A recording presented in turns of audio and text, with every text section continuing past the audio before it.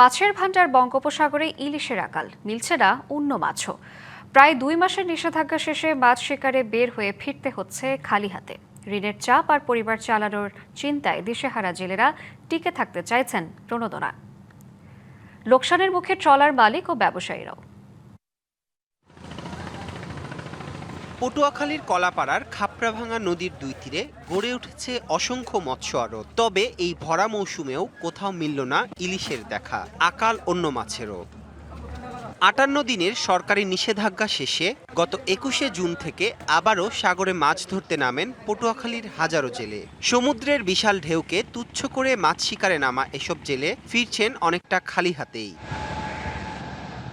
জালে ধরা দিচ্ছে না ইলিশ, মিলছে না অন্য মাছও। 5 থেকে 10 লাখ টাকা খরচে সমুদ্রে যাওয়া এক একটি ট্রলারে যে পরিমাণ মাছ ধরা পড়ছে তাতে তেলের খরচও উঠছে না। 2.5 লাখ 3 লাখ টাকা বাজার করে 2 লাখ টাকার বাজার করে দেখা যাচ্ছে 50,000 টাকা 70,000 80,000 টাকার মাছ।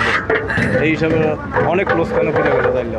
এখন তো জেলেকে দুর্গতি, মাছ নাই, সাগর উতাল। 2 লাখ টাকা খরচা করে সাগরে গেলে দেবে মাছ পাচ্ছি 1 লাখ টাকা। তাতে কিভাবে স্যার? আমাদের অবস্থা খুব একটা ভালো না, কারণ সমুদ্রে মাছ কম হলে আমাদেরও ইনকাম কম হয়, তারপর জেলেদেরও কষ্ট হয়। এতে দিশেহারা অবস্থা ট্রলার মালিক আর জেলেদের। আড়তদারদের ব্যবসাও মন্দা। নগদ নিয়ে এলো হার না মানা হার অফার। সর্বনিম্ন 10,000 টাকা রেমিটেন্স নগদে পাঠালে থাকছে স্বর্ণের হার জেতার সুযোগ।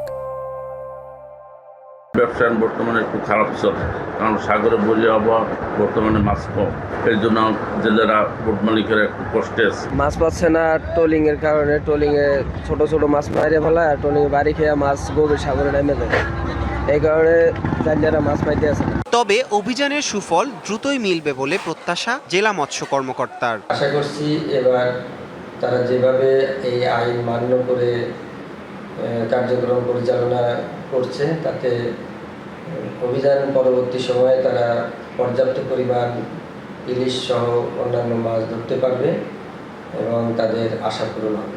কয়েক বছর ধরেই ধারাবাহিক জলবায়ু পরিবর্তনের প্রভাব ও বৈরী আবহাওয়ায় সাগরে মাছের উৎপাদন কমে যাওয়ায় সংকটে পড়েছে দেশের সামুদ্রিক মৎস্য শিল্প। এই অবস্থা থেকে উত্তরণে সুনির্দিষ্ট পরিকল্পনা প্রয়োজন বলছেন সংশ্লিষ্টরা। DBC news desk.